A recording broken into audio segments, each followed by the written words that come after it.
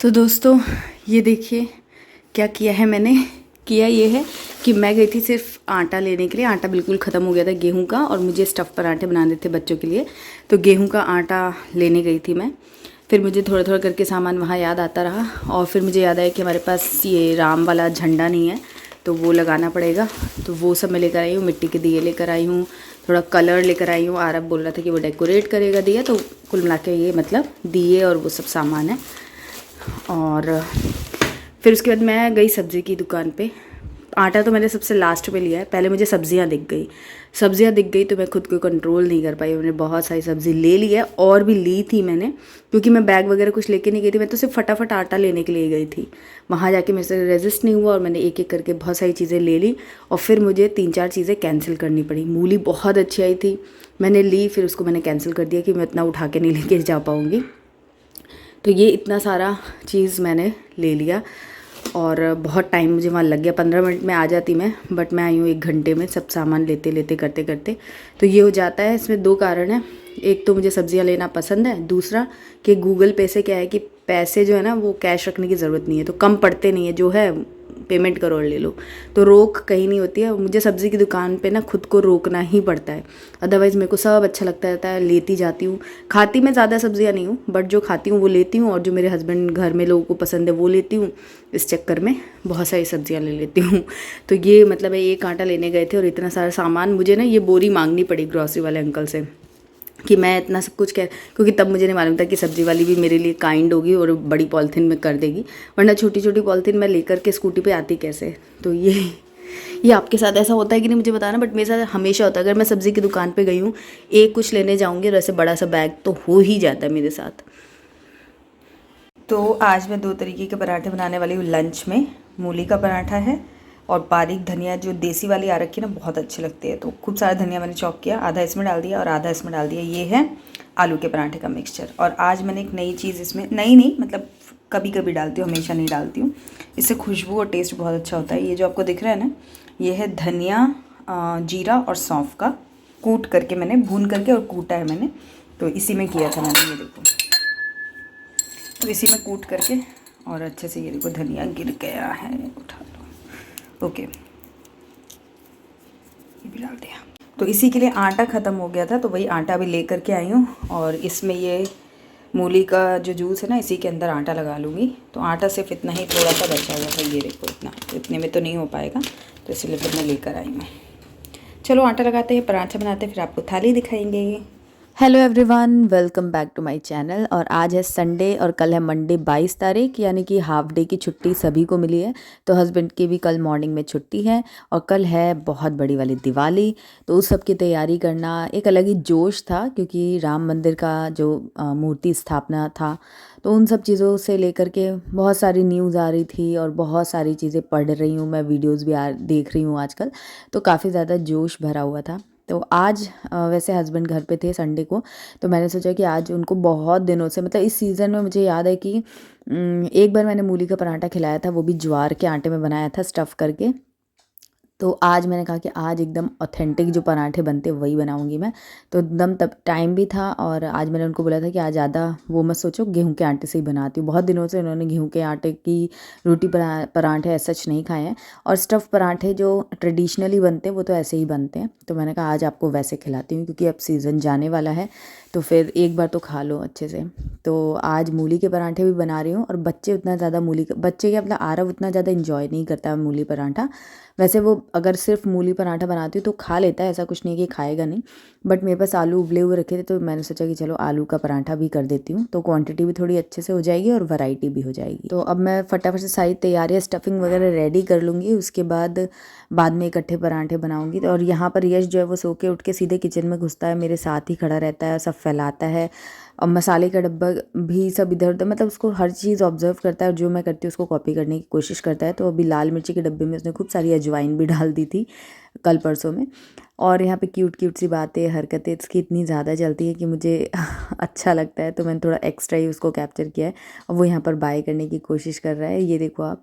तो ये सब चलता है, मतलब किचन में इतना आसान नहीं होता है कुकिंग करना, क्योंकि ना बहुत डर लगता है कि गरम छू ना दे, कुछ कर ना दे, क्योंकि इसे तो किसी चीज़ से डर नहीं लगता है, तो हमें ये सब चीज़ों से डरना पड़ता है। तो आज हमारा ब्रेकफास्ट नहीं हुआ था, यही ब्रंच था, मतलब लंच और ब्रेकफास्ट, क्योंकि हस्बैंड मेरे सुबह ब्रेकफास्ट नहीं करते हैं, वो वॉक वगैरह पे गए थे, सब था।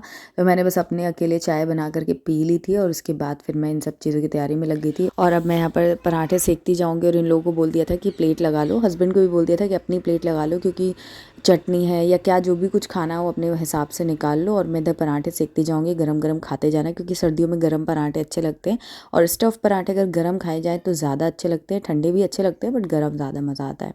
तो जरा 2-2 पराठे ही खाने थे, तो मैंने कहा चलो बैठ जाओ और सेकती जाऊँगी मैं। तो यहाँ कुछ बातें भी चल रही थी, चल तो कुछ सीरियस बात नहीं रही थी, मजाक ही चल रहा था, बट एक्सप्रेशन से कभी कभी ऐसा लग रहा है कि कुछ सीरियस डिस्कशन चल रहा है, बट नथिंग सीरियस। कल की ही जो प्लानिंग, मतलब 22 तारीख की जो भी प्लानिंग है, वो सब हम डिस्कस कर रहे थे। और आरव जो है वो सुपर डुपर एक्साइटेड है, उसने तो बहुत अच्छे से राम भजन भी तैयार किया, खुद से किया है, और दिए वगैरह भी उसको डेकोरेट करने, तो वो सुबह से उठ के बोल रहा था मैं डेकोरेट करूँगा। मैंने कहा नहीं, पहले खाने पीने का कार्यक्रम हो जाए, नहा धो लो, उसके बाद फिर आराम से दिन में बैठ के करना। तो ये देखिए हमारी थाली बन करके रेडी है, लंच थाली। एक मूली का पराठा है, एक आलू का पराठा, थोड़ी सी चटनी है, दही, और उसके अंदर मैंने डाला है गुड़ का पाउडर, जिससे कि एक मीठा सा टेस्ट भी आ जाएगा, टैंगी, मतलब कंप्लीट थाली हो गई है ये, बहुत टेस्टी है। और मैं आपको अंदर का खोल के दिखाती हूँ। मूली का पराठा स्पेशली अच्छा नहीं बनता है, कई बार लोगों की कंप्लेन होती है कि पराठा जो है वो टूट जाता है या फिर गीला गीला सा बनता है, अच्छा नहीं बनता है। बट आप देख सकते हो कि स्टफिंग जो है ना वो पूरे में अच्छे से स्प्रेड हो गई है, मूली की भी और आलू की भी। और बहुत ज़्यादा पेस्ट जैसा कंसिस्टेंसी नहीं है आलू का कि पता ही ना चले आटे में इतना अच्छे से मिक्स हो जाए, वैसा नहीं है। आलू अलग है, आटा अलग है, तो इस तरीके से पराठे बड़े ही परफेक्ट बनते हैं और टेस्टी बहुत लगते हैं। और आटा और स्टफिंग दोनों का फ्लेवर आता है, ऐसा नहीं है कि सिर्फ मोटा मोटा सा आटा आ रहा है। आटा एक्चुअली सिर्फ बाइंडिंग के लिए आपको लगाना होता है, बाकी स्टफिंग ज़्यादा होनी चाहिए, तभी पराठा अच्छा माना जाता है। तो आप मुझे कमेंट्स में बताना कि आप मूली का पराठा कैसे बनाते हो, और आपको मूली का ज़्यादा पसंद है या फिर आलू का पराठा ज़्यादा पसंद है। 1 hour later. तो लंच वगैरह करने के बाद 2:30-3 बजे मैं यश को सुलाने गई थी, और बाहर आके देखा तो यहाँ पर आरव जो है टीवी चला के अपने दिए और कलर्स लेके बैठ के दिए डेकोरेट कर रहा था। आरव कौन सा वाला बनाया? ये बनाया है इसने, और ये बन गया है सूखने के लिए। इस पे भी चिपकाओगे भी ना? हाँ, कुछ देर में फिर पेंट कर दूँ। और ये है एक, और दूसरा है अब मैं यूज करूँगा ब्लू है? हाँ सही में? हाँ, मैंने यहाँ लगाया हुआ है। दिखाओ। पहले तो चिपचिपा लग रहा था, अब नहीं है। ब्लू नहीं है, सिल्वर कलर है। हाँ, लेकिन मैं छू के देख रहा था, पहले तो चिपचिपा लग रहा था। कोई नहीं, चलो। तो ये दिए उसने अभी दिवाली के टाइम पे क्लास ली थी, 2-3 दिन की इसकी क्लास थी, उसमें सिखाए थे उसको कलर करना और इस तरीके से। तो ये उसने खुद ही किया है, मैंने बिल्कुल भी इसमें कोई हेल्प नहीं की है, बस कलर्स ला के दे दिए थे और डेकोरेटिव ये चिपकाने वाले ला के दे दिए थे।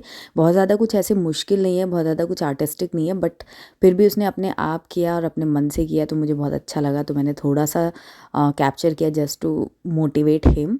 तो उसको बहुत अच्छा भी लग रहा था कि बहुत सारी बातें उसने बैकग्राउंड में की थी, अब सारी डालूंगी तो फिर थोड़ा बोरिंग हो जाएगा आप लोगों के लिए, बट बहुत अच्छा लग रहा था। और ज़्यादा नहीं, उसने बोला तो था मम्मी मैं बहुत सारे दिए करूँगा, बट उसके हिसाब से इतने दिए सफिशेंट थे। फिर वो करता ही जाता, तो उसका इंटरेस्ट भी ख़त्म होने लग जाता। तो मैंने बस उससे थोड़े से ही दिए बोले थे और उसको लिबर्टी दे दी थी कि तुम्हें जो मन हो, जैसा मन हो वैसा तुम डेकोरेट कर सकते हो। तो ये देखिए कितना सुंदर दिया उसने डेकोरेट किया। फिर 7:30 का टाइम हो रहा होगा, डिनर रेडी कर लिया था मैंने। तो ये एक बाजरे की रोटी है, उसके साथ में थोड़ा सा गुड़ और पनीर, कैप्सिकम, गाजर, बहुत सारी वेजीज डाल के मैंने पनीर की सब्ज़ी बनाई थी, बहुत टेस्टी थी। थोड़ा सा इसमें मैंने घी बनाया था ना, तो जो मावा निकलता है वो भी डाला था, तो उस तरीके से सब्ज़ी बहुत टेस्टी बनी थी।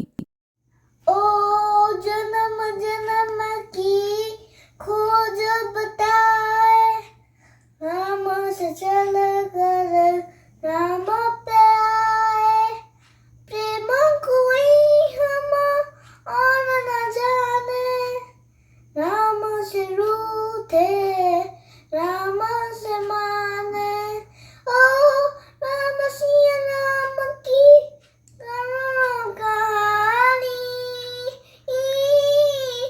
एक है चंदन एक है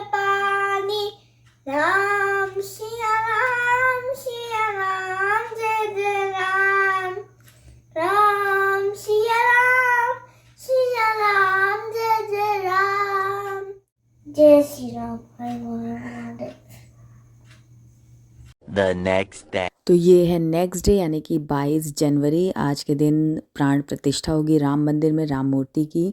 और बहुत ज़्यादा एक्साइटेड, बहुत ज़्यादा भावुक और बहुत सारी फीलिंग्स के साथ में आज सुबह का दिन मैंने शुरू किया। बहुत अच्छा लगा था। सुबह मैंने टीवी चलाया, भजन चलाया, उसके बाद फिर ये नहा धो के आज मैं एकदम सुबह उठते से ही सब काम मैंने जल्दी जल्दी कर लिए थे।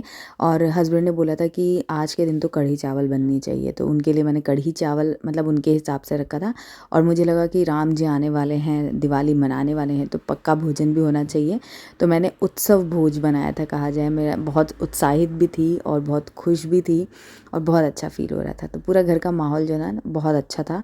2 बजे तक की छुट्टी थी हस्बैंड की, 2 बजे उनको जाना था ऑफिस। तो सब काम मुझे 1 बजे तक एटलीस्ट कर लेना था। तो सब जल्दी जल्दी में लग गई थी। कढ़ी चढ़ा दी एक तरफ। आज मैं फुलौरी भी बनाने वाली हूँ। फुलौरी में थोड़ी मेहनत लगती है, बेसन अच्छे से बीट करना बहुत ज़रूरी होता है और जितना अच्छे से बेसन फेंटेंगे उतनी अच्छी फुलौरी सॉफ्ट सी बनेगी। तो वही मैंने सुबह से फेंट के सब रेडी कर लिया था। अब मैंने एक तरफ कढ़ी चढ़ा दी है, भगोने में खीर चढ़ा दी है, चावल की खीर बनाऊंगी आज बहुत सारे ड्राई फ्रूट्स डालकर, और ये फुलौरी मेरी बन करके तैयार हो जाएगी। भिंडी भी मैंने चॉप करके रखी है। तो पूड़ी और भिंडी की सब्ज़ी, कढ़ी और चावल और साथ में खीर मीठे में, ये आज का मेरा मेन्यू होने वाला था। और इधर पापा के साथ में बच्चे पूजा कर चुके थे, बट आरव को हमने टास्क दिया था कि उसे जितने भी राम भजन आते हैं, जो भी भजन आते हैं वो सुनाए भगवान जी को। तो उधर भजन सुना रहा था, मैं भी उसके साथ में गा रही थी। और ये फाइनली हमारा जो भोजन है, प्रसाद है, वो बन करके तैयार है। भगवान जी को भोग लग चुका है। तो मैंने थोड़ी सी मिर्ची भी फ्राई कर ली थी, कढ़ी के साथ में बहुत अच्छी लगती है। 6 hours later.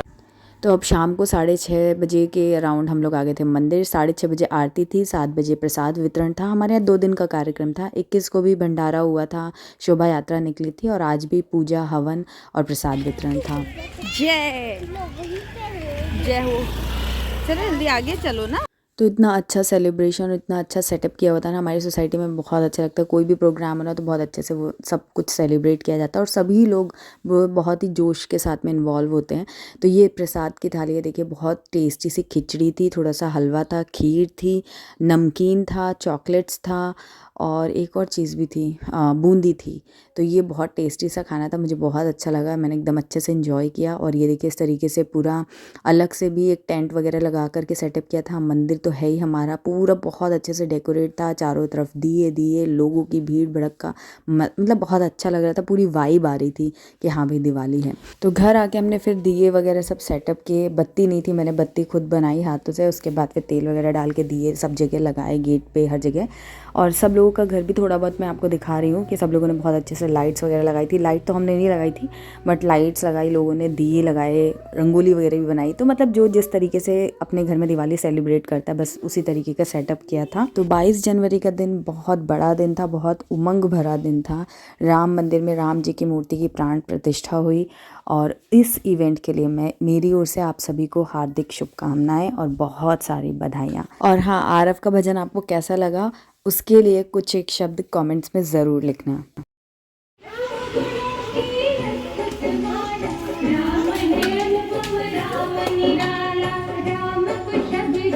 तो आपके यहाँ पर किस तरीके से सेलिब्रेशन हुआ, आपने क्या क्या किया, मुझे कमेंट्स में ज़रूर से बताना। आपकी कुछ पिक्चर्स अगर हों तो आप इंस्टाग्राम DM पर मेरे साथ शेयर कर सकते हो, मुझे देखकर बहुत अच्छा लगेगा। और इसी के साथ मैं व्लॉग में यहीं पर एंड करती हूँ। वीडियो अगर पसंद आया हो तो प्लीज़ लाइक ज़रूर करना, कमेंट करके मुझे कुछ अपनी फीडबैक देना, चैनल को सब्सक्राइब करके बेल आइकन प्रेस करना और ऑल नोटिफिकेशन सेलेक्ट करके इंस्टाग्राम पर भी मुझे फॉलो कर लीजिए। चलिए मिलती हूँ आपसे एक नए वीडियो में, तब तक के लिए बाय एंड टेक केयर।